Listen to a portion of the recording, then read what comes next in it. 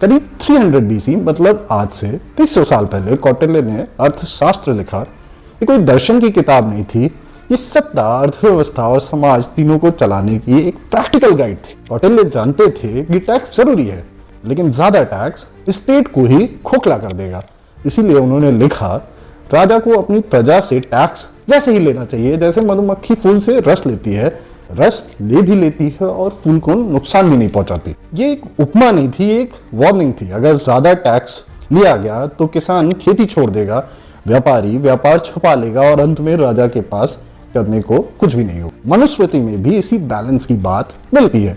राजा को अधिकार था कि वो अपनी प्रजा की सुरक्षा के बदले व्यापारियों और कारीगरों से उनकी आय का आमतौर पर 1/6 हिस्सा ले, यानी लगभग 16.6%। ना मनमाना ना दमनकारी। उस समय टैक्स को इनकम टैक्स नहीं कहा जाता था, उसे कहा जाता था बलि, भाग या शुल्क। नाम अलग अलग, मतलब एक। और टैक्स सिर्फ नकद में नहीं होता था, लोग टैक्स देते थे अनाज में, मवेशियों में या सोने चांदी में।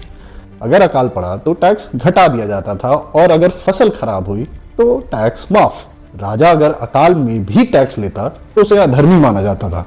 इसीलिए लोग टैक्स को लूट नहीं मानते थे। जैसे जैसे राज्य बड़े होते गए, सेनाएं परमानेंट होती गईं और सत्ता सेंट्रलाइज होने लगी, टैक्स की सोल भी बदलने लगी।